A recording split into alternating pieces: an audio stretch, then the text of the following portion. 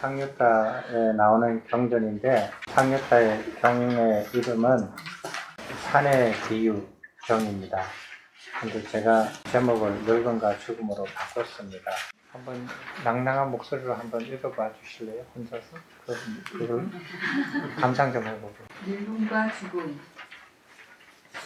그때 빠세다니 코살라 왕은 한낮에 세종께 다가가 절을 올리고 한곁에 앉았다.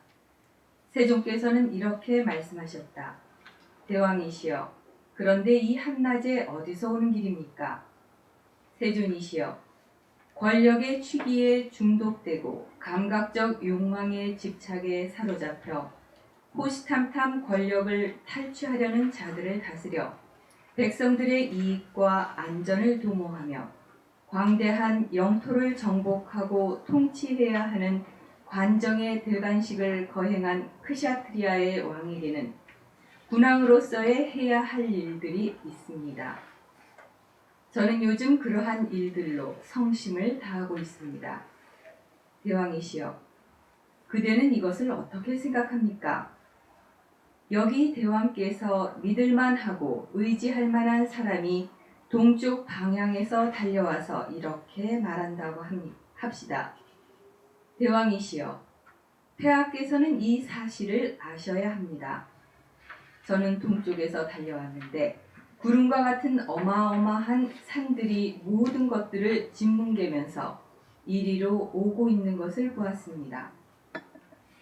그 산들은 너무나 높고 커서 다른 산들마저 짓뭉개고 바다와 같은 큰 호수와 큰 강, 그리고 큰 들판들도 짓뭉개고 큰 성이나 작은 마을이나 살아있는 모든 생명들을 짓뭉개면서 이리로 오고 있습니다.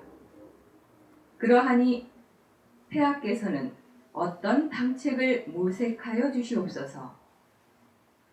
그때 대왕께서 믿을만하고 의지할 만한 두 번째 사람이 서쪽 방향에서, 세 번째 사람이 북쪽 방향에서, 네 번째 사람이 남쪽 방향에서, 그리고 다섯 번째 사람부터 여덟 번째 사람이 네 감방에서 달려와서 첫 번째 사람처럼 똑같이 말한다고 합시다. 대왕이시여, 이와 같이 크나큰 재앙이 사방팔방으로 일어나서 어디로 피할 수도 없으며 무시무시한 인간의 파멸이 벌어지고 인간으로 더 이상 존립할 수 없을 때 대왕은 어떻게 하시겠습니까? 그때 대왕은 무엇을 해야 합니까? 세존이시여, 이와 같이 크나큰 재앙이 사방팔방으로 일어나서 어디로 피할 수도 없으며 무시무시한 인간의 파멸이 벌어지고 인간으로 더 이상 존립할 수 없을 때에는 선법을 행하고 선법에 맞게 살면서 유익함을 행하고 공덕을 짓는 것 외에 무엇을 더 할 수 있겠나이까? 대왕이시여, 나는 지금 대왕에게 알려드립니다. 나는 지금 대왕에게 말씀드립니다. 대왕이시여, 이와 같은 크나큰 재앙과 같이 지금 늙음과 죽음이 그대를 향하여 맹렬하게 굴러오고 있습니다. 잠시도 쉬지 않고 달려오고 있습니다. 어느 누구도 피할 수 없는 늙음과 죽음이 사방팔방에서 몰려오고 있습니다. 대왕이시여, 이와 같이 늙음과 죽음이 그대를 향하여 맹렬하게 굴러오고 있을 때 대왕은 어떻게 하시겠습니까? 그때 대왕은 무엇을 해야 합니까? 세존이시여, 늙음과 죽음이 이와 같이 맹렬하게 굴러오고 있을 때에는 선법을 행하고 선법에 맞게 살면서 유익함을 행하고 공덕을 짓는 것 외에 무엇을 더 할 수 있겠나이까? 세존이시여, 권력의 취기에 중독되고 감각적 욕망의 집착에 사로잡혀 호시탐탐 권력을 탈취하려는 자들을 다스려 백성들의 이익과 안전을 도모하며 광대한 영토를 정복하고 통치해야 하는 관정의 대관식을 거행한 크샤트리아의 왕에게는 막강한 코끼리 부대가 있습니다. 그러나 이러한 코끼리 부대로도 맹렬하게 굴러오는 늙음과 죽음에 대하여 어떻게 해볼 수 있는 수단도 방책도 없습니다. 세존이시여, 코끼리 부대와 같이 저에게는 막강한 기마 부대와 전차 부대 그리고 보병 부대가 있습니다. 그러나 이러한 부대들로도 맹렬하게 굴러오는 늙음과 죽음에 대하여 어떻게 해볼 수 있는 수단도 방책도 없습니다. 세존이시여, 저에게는 큰 위력을 가진 책사들과 대신들이 있습니다. 그들은 적들이 쳐들어오면 책략으로 적들을 물리치거나 분열시킬 수 있습니다. 그러나 이러한 책사들과 대신들도 맹렬하게 굴러오는 늙음과 죽음에 대하여 어떻게 해볼 수 있는 수단도 방책도 없습니다. 세존이시여, 저에게는 왕궁의 깊숙한 창고나 지하에 보관해둔 많은 금은 보화와 희귀한 보물들이 있습니다.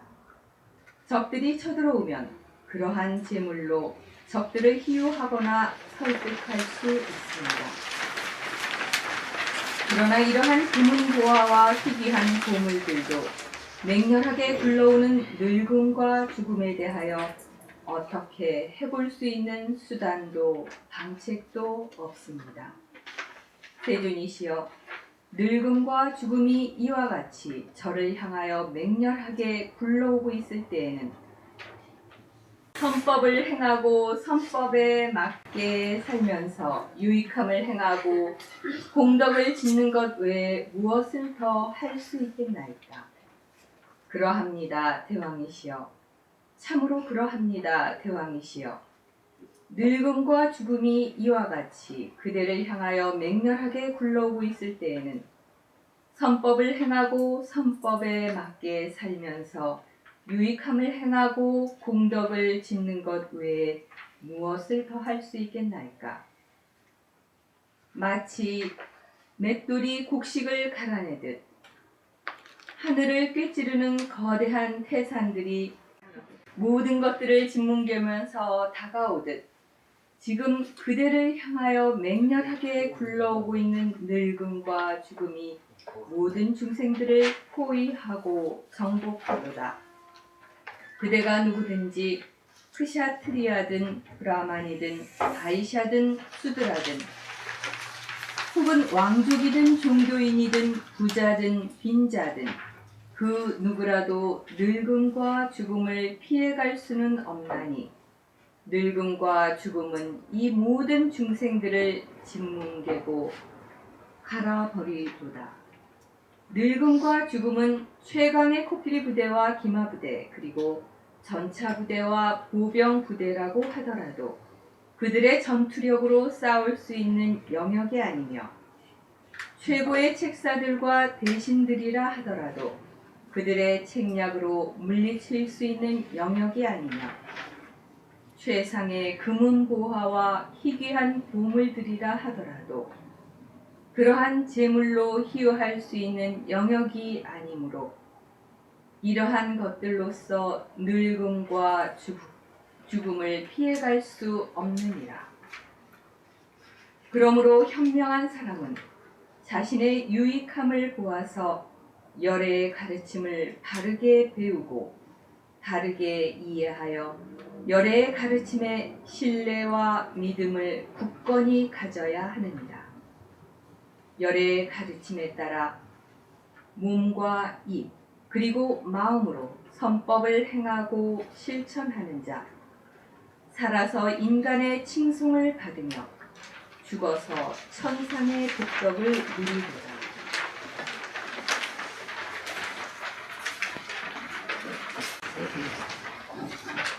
어려운 부분 없으시죠?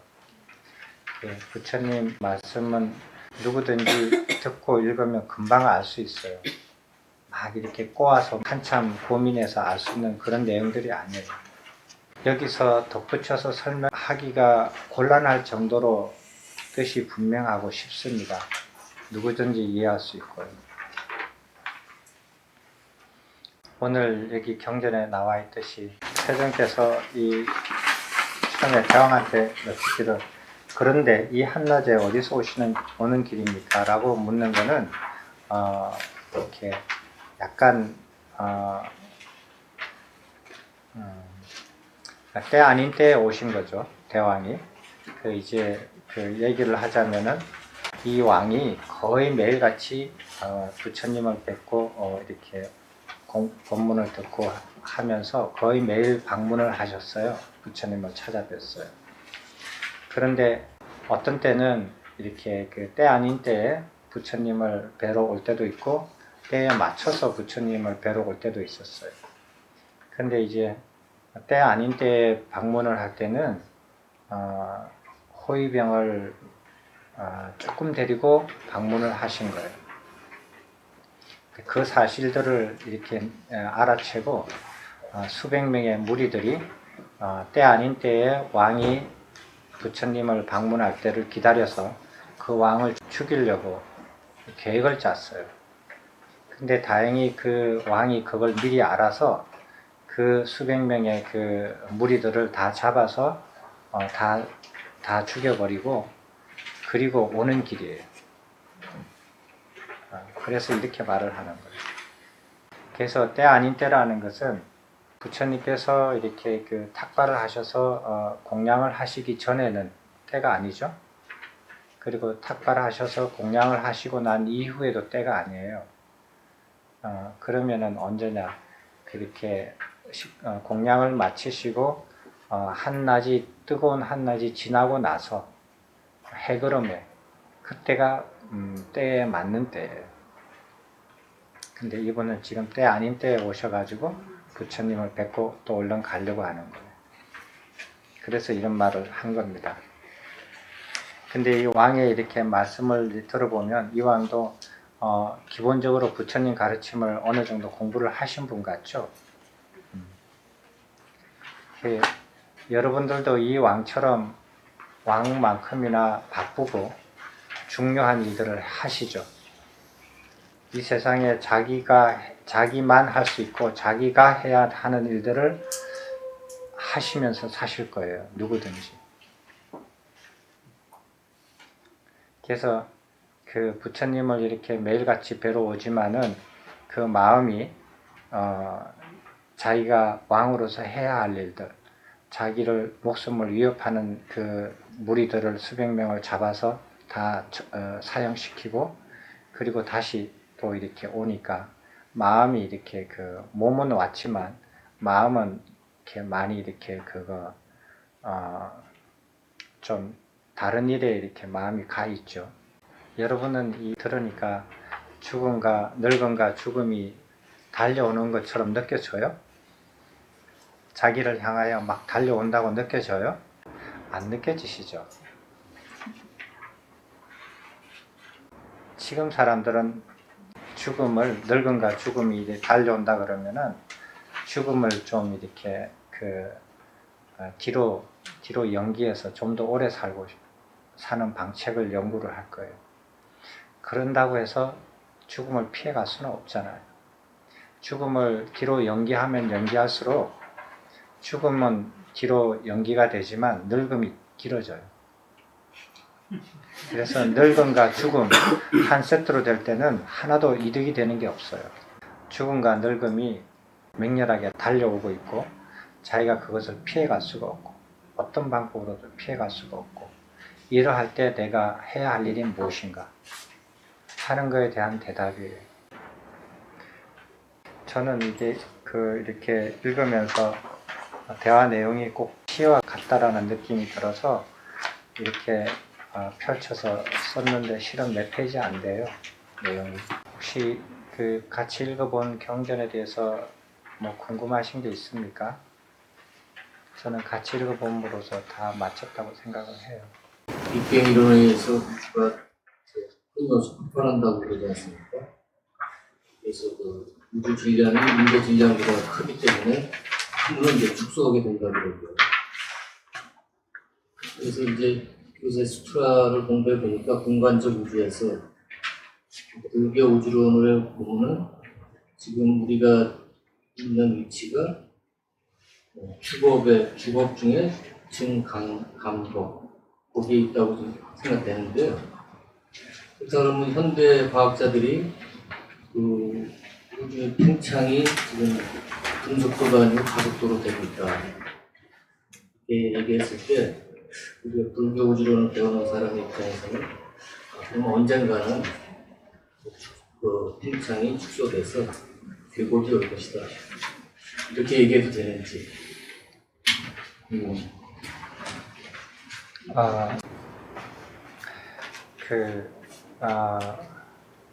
사람들은 이렇게 그 각자의 의견이 있고 각자의 또 이제 소신이 있고 또 각자 나름대로 이렇게 언론의 자유가 있으니까 어떻게든 말씀하십시오. 어떻게 말씀하시든지 괜찮지만은 그게 사실인지 사실 아닌지는 알 수가 없어요. 과학자라 하더라도 알 수가 없는 일이에요. 그만큼 살아보지 않고 우주를 계속 오랫동안 관측해보지 않고서는 앞으로 이렇게 될 거다 저렇게 될 거다 그거는 예측이지 정확하게 알 수 있는 건 아니거든요. 우주가 이렇게 이렇게 우주에 관해서는 사람들이 많이 얘기를 했어요. 옛날부터 아주 옛날부터 우주에 대해서 많은 얘기를 하고 별을 보고 얘기를 하고 그 신화가 있고 뭐 이런 얘기들이 이렇게 많이 있었는데 그 옛날이나 그런 대부분의 이렇게 우주에 관한 얘기들은 신화와 연계가 돼서 얘기가 많이 되어졌고 그리고 이제 그렇게 이해를 할 때 사람들은 그 우주를 어떤 그 인간의 영역을 뛰어넘은 영원불멸한 어떤 그런 대상으로 이렇게 봤어요. 신의 영역으로. 그런데 그게 이제 그렇지 않다라고 하는 것이 알린 게 그렇게 오래지 않아요. 1930, 40년? 아마 이 정도 될 거예요. 저도 기억을 자세히는 잊어먹어서 잘 모르겠죠. 그때 별들을 관측하던 은하를 관측하던 사람이 우주가 이렇게 팽창하고 있다는 것을 관측해서 처음으로 이렇게 이해를 하게 됐는데 그때까지 그걸 관측을 해도 사람들이 하나 관측 가지고 어떻게 생각을 전부 다 바꿀 수는 없잖아요. 바꾸는 사람도 있겠지만 그래서 그거를 받아들이기는 좀 어려웠어요. 다 관측 하나의 사실로만 가지고 왜 잘못할 수도 있으니까 잘못 관측될 수도 있었으니까 그래서 아인슈타인이 자기 우주 방정식에 만들어 놓고 자기가 계산을 해보니까 우주가 너무 불안정하게 움직이는 거예요. 그리고 이렇게 안정적으로 이렇게 하지 않고 그래서 자기가 만들어 놓고도 풀어보니까 너무 불안정하니까 거기에다가 안정하게끔 상수를 끼워 넣었어요. 그게 이제 슈타인 상수라고 그래요. 그걸 끼워 넣어 가지고 이제 하면은 이제 우주가 이제 안정적으로 가만히 있는 그런 정적인 우주의 답도 나와요. 그래서 그걸 끼워 넣었거든요. 근데 나중에는 이제 그 세월이 지나서 관측이 여러 개가 발견이 되면서 우주가 정적이지 않고 굉장히 빠른 속도로 이렇게 팽창하고 있다는 것을 모든 사람들이 받아들일 수 있을 만큼 많은 관측이 여러 가지가 나왔거든요. 그걸로서 받아들이지 않을 수 없을 때 아인슈타인이 아마 그렇게 말했을 거예요. 자기가 인생 중에서 가장 큰 실수를 한 게 그거라고. 그런 얘기가 나올 정도로 받아들이기 어려워요. 우주가 이렇게 팽창한다라는 그런 사실이. 근데 우주가 처음에 팽창됐을 때는 등속도로 팽창이 됐어요. 이렇게 팽창이 됐는데 허블 텔레스코프가 25년 됐거든요. 그 허블 텔레스코프가 맨 처음에 발사됐을 때 그때는 아무도 그렇게 관심을 안 가졌어요. 92년에 제가 그때 대학원생으로 있을 텐데 쌓아 올렸는데 사람들이 별로 관심을 안 가지고 거기다가 설상가상으로 쌓아 올려자마자 고장이 났어요. 정상궤도에 들어가자마자 고장이 났거든요. 그래가지고 그걸 고쳐야 된다고 뭐 사람들을 이렇게 그 스페이스 셔틀 보내가지고 사람을 보내서 뭐 고쳐가지고 뭐 쓰자고 막 이렇게 논란이 됐던 때였는데, 그때 사람들이 뭐라고 비아냥을 했느냐면, 아이고 지상에서도 제대로 못해가지고 고장낸 것들이 저기 우주 상공에 가서 어떻게 고치려고, 그렇게 비아냥을 했어요. 근데 그걸 다행히 그 이후에 저는 이제 그리고 나서 얼마 후에 출가를 해서 이제 다 잊어버렸지만 사람들이 올라가서 그 우주 공간에 가서 고쳤어요.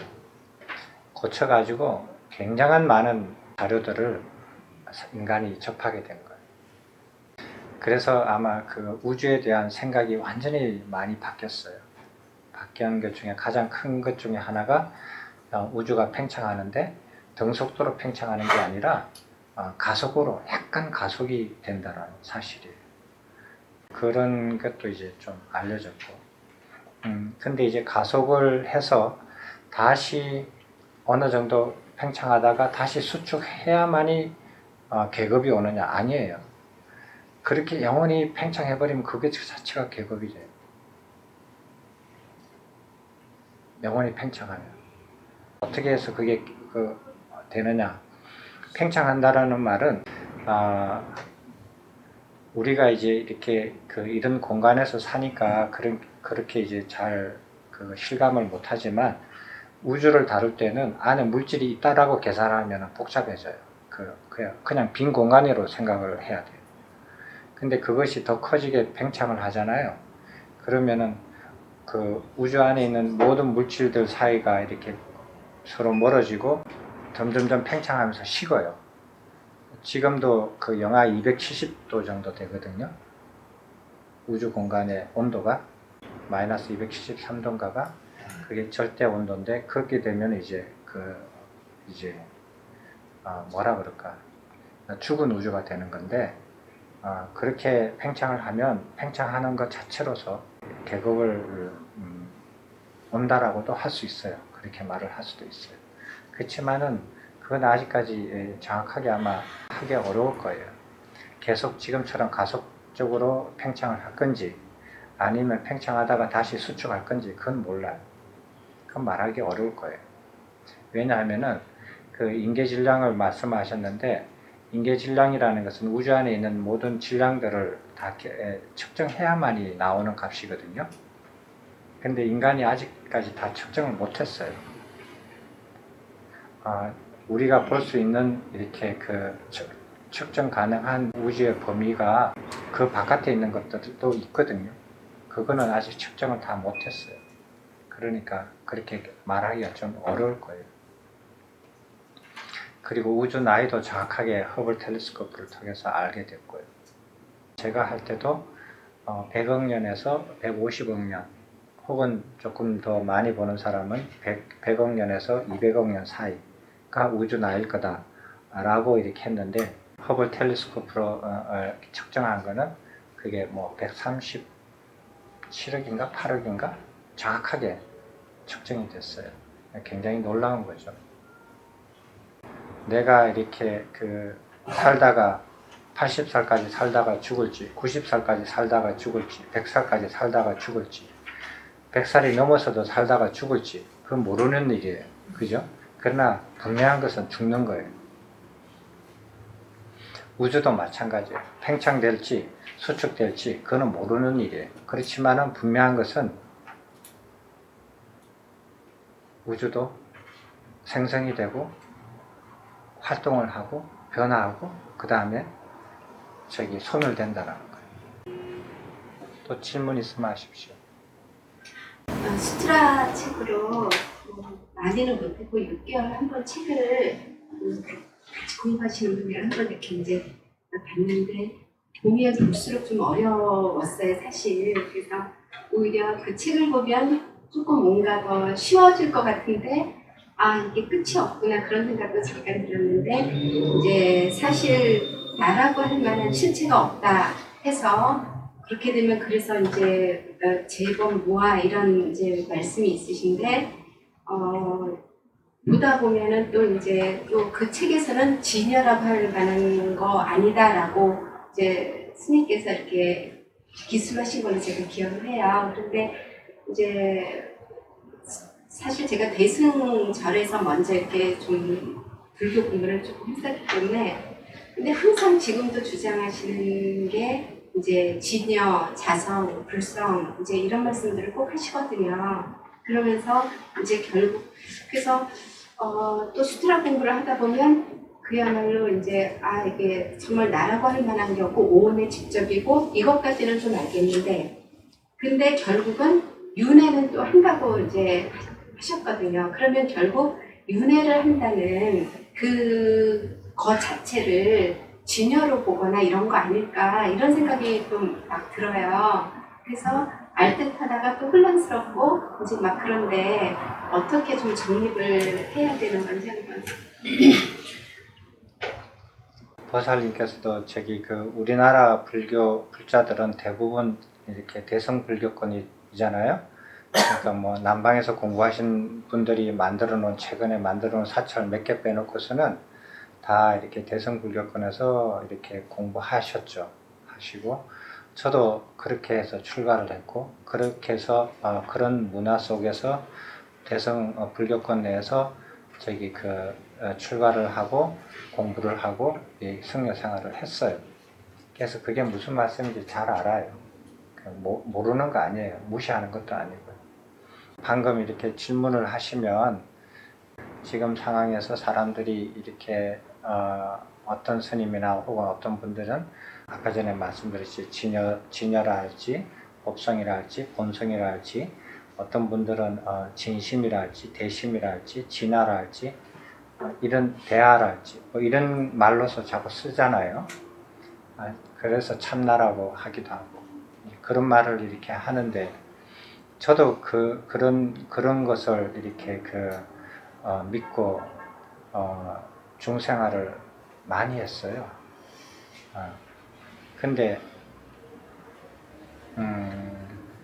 그런 것들이 언제 어떤 계기로 해서 생겼는지 그런 건 모르시잖아요. 그런 건 공부하려고 한 마음이 안 생겼죠. 그죠? 그러면은 여러분들도 지금 공부하실 수 있어요. 어떻게 하냐면 어떤 내가 이렇게 공부하는 어떤 분이 진여라는 말을 많이 쓴다. 그죠? 진여라는 말을 많이 쓴다. 그러면 진여라는 말이 언제 나왔을까? 석가모니 부처님께서 진여라는 말을 썼을까? 그러면 아니면 석가모니 부처님께서 태어나시기 전에 그 말이 있었을까?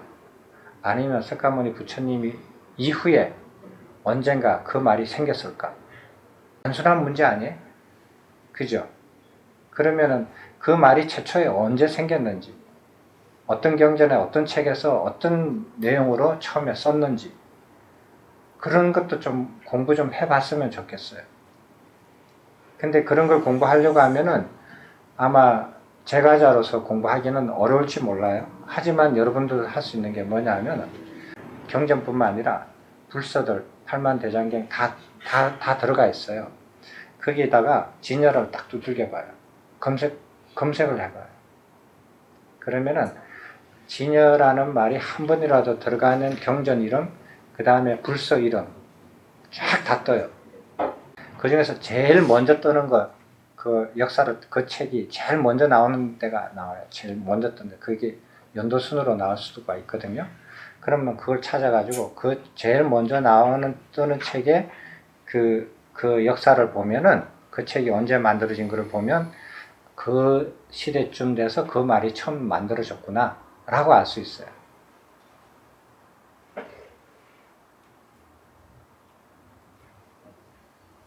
근데 그게 번역의 문제인지 원어의 문제인지 이런 것까지 또 이렇게 공부해 들어가면 복잡해져요.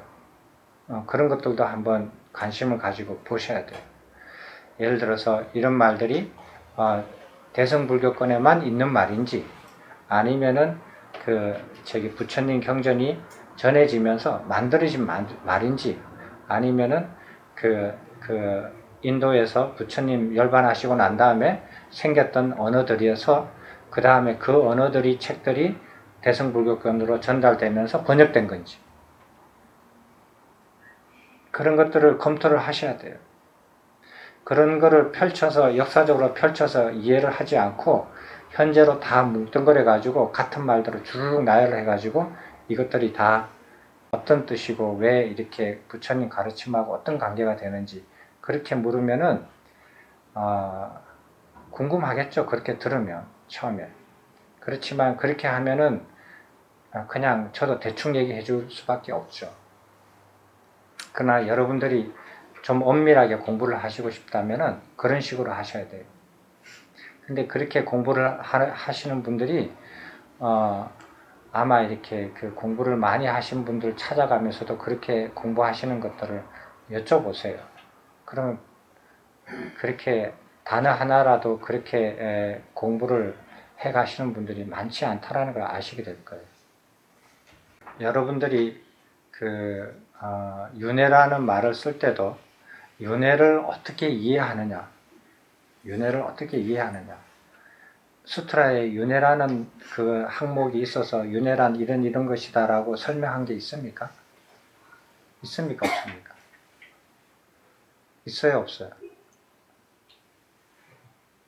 있어요? 없어요? 네? 기억이 안 나요. 청문회인가? 봐요.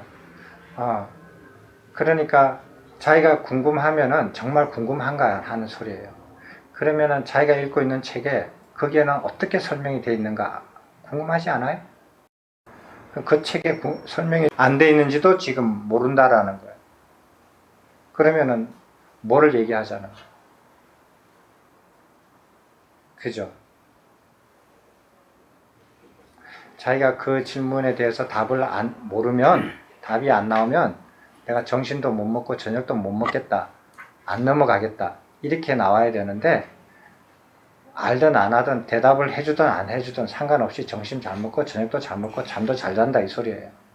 그렇게 공부해가지고 질문해가지고는 좀 그렇죠. 여러 책이나 사전이나 혹은 여러 스님들의 설명이나 책들을 보세요. 윤회가 무엇이다 라고 정확하게 설명해 놓은 데가 있는지 없는지. 없어요. 부처님 교리 안에서도 윤회란 이런 것이다 라고 설명해 놓은 게 없어요. 수트라에도 윤회라는 말을 썼지만 윤회가 이렇다라는 내용을 설명해 놓은 적이 없어요. 그럼 뭐냐? 내용도 모르고 그 단어를 썼느냐? 아니에요. 내용을 알 필요 없을 만큼 상식적인 거라서 그래요. 그냥 그거는 단어예요. 누구나 상식적으로 알고 있는 단어예요. 부처님께서도 윤회에 대해서 말씀하시고 전생에 당신 윤회에 대해서도 말씀하시거든요. 그런데 왜 윤회라는 것에 대한 이론 교리에는 그런 항목이 있어서 윤회라는 이런 거다라고 설명을 안 하느냐 이거예요. 필요 없어요. 그런데 사람들은 너무나 상식적이고 윤회라는 것에 대해서 그것을 이해하는 것도 또 다르게, 각자가 또 다르게 얘기해요. 다르게 이해를 해요. 이런 관점에 있는 사람은 이런 식으로 이해를 하고 저런 세월이 지나면서 자기가 원하는 방향에서 이해를 하려고 해요. 그러면은 그렇게 하다가 보면은 그러면은 어떤 사람이 윤회에 대해서 문제 제기를 해요. 왜? 자기는 윤회를 이렇게 보는데 자기로는 이게 말이 안 맞다라는 거예요. 그 문제 제기하는데 다른 사람이 다 걸려버려요. 그 문제 제기에. 연기법을 이해를 잘 못해서 그래요. 연기법을 좀 더 철저하게 공부를 하셔야 돼요. 인과 연이 있어서 인에 의해서 과가 나오거든요. 그러면은 연이 과가 되는데 인에 의해서 연이 과가 되는데 연과 과 사이에 연이 과가 되고 과가 또 다시 새로운 연이 돼서 또 새로운 과가 돼요. 그러면 연이 과가 되고 하는 이 변화 과정에 연과 과를 연결해주는 그 무엇이 있을 거라고 생각을 해요? 그렇게 생각하는 게 방금 윤회를 그거 이렇게 보려고 하는 태도예요. 자, 한번 봅시다. 여기 물이 있잖아요. 물이 있죠. 물이 있어서 그래 여기 열을 가해요. 그럼 물이 수증기가 돼요. 물이 수증기로 바뀌었어요. 그럼 물과 수증기 사이에 물이 수증기로 됐거든요. 그리고 수증기를 다시 열을 빼면 물이 돼요.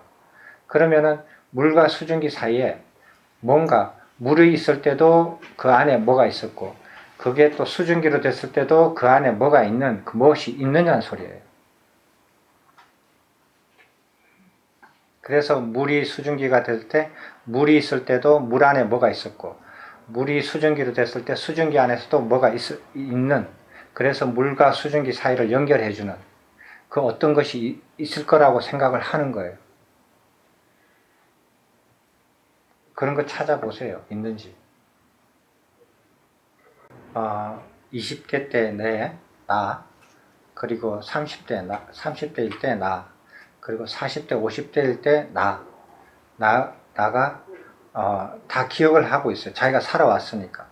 그러나 20대에 그때 어떤 나, 그 안에 있던 나, 지금 현재 40대, 50대에 있던 그 안에 있는 나, 이게 변하지 않고 20대에도 있었고 50대도 있었던 그 변하지 않는 그 무엇이 무슨 핵심처럼 보이지 않게 그게 그런 게 있어가지고 20대에서 30대로 바뀌고 30대에서 40대로 바뀌고 40대에서 50대로 바뀌고 하면서도 변하지 않는 그 무엇이 나라는 게 있다라고 바닥에 보이지 않게 그렇게 있다라고 생각이 들어요?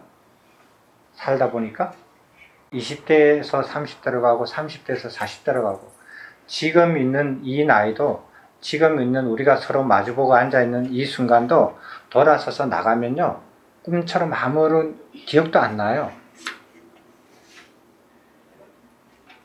변해가는 거예요. 변해가는 변해가는 그 상태마다 변하지 않는 그 무엇이 연결시켜서 그것을 변화를 주도시키는 거 아니에요. 그렇게 생각하는 것이 전변설이죠. 질문하신 분 좀 도움이 됐습니까? 됐어요? 진짜요? 그러면 다른 분한테 뭐한데 어떻게 윤회를 합니까? 라고 질문을 하면 대답하실 수 있겠어요? 완벽하진 않아도 그 스트라 책에도 이제 챕터 끝날 때마다 이렇게 질문 퀘스천 내용들이 있으셨는데 이제 문제를 딱 보면 자신있게 대답할 수 있는 부분이 그렇게 많지 않았어요. 그래서 그 질문에 제가 좀 자신있게 답할 수 있을 때까지 계속 공부를 해야 되겠다 그 생각은 하고 있는데 이제 참 많이 공부를 못하고 있죠. 그 좋은 생각이십니다. 그렇게 생각이 들라고 만들어 놓은 거니까요. 잘 하신 거예요. 근데 지금도 불교 학술대에 가면 가끔 이렇게 논쟁을 해요. 무한대 어떻게 윤회를 합니까? 이렇게 해요. 그럼 아무도 대답을 못 해요. 학자들이요. 물론 그 중에 승려학자들도 있고요. 지금도 이거는 진행형이에요. 부처님 가르침을 자기가 직접 보고 읽어야 돼요. 직접 보고 읽지 않고 남이 하는 말만 듣고 그 사람 말을 믿고 그 사람 말로서 추론을 해가지고 어떤 것을 해결하려고 하면 그건 참 어려워요. 근데 부처님 가르침을 하면 오늘 같이 읽어보셨잖아요. 여기에 뭐가 어려운 내용이 있습니까? 이론이 있습니까? 누구든지 읽으면은 즉각적으로 알 수 있고 즉각적으로 이해할 수 있고 그리고 너무 이렇게 단순하고 직접적이잖아요. 이 이상 어떻게 더 단순하게 설명을 해요? 여기서 더 이상 단순하게 설명할 수는 없어요. 설명이 필요하지 않는 가르침, 읽으면 그대로 알 수 있어요. 이런 것을 안 읽고 공부 안 하고 지 생각으로 남의 말 듣고 남의 말 들었는데 그 남의 말 한 사람도 남의 말만 듣고 자기가 직접 읽지 않고 공부하지 않고 그러면은 질문이 계속 이어가죠.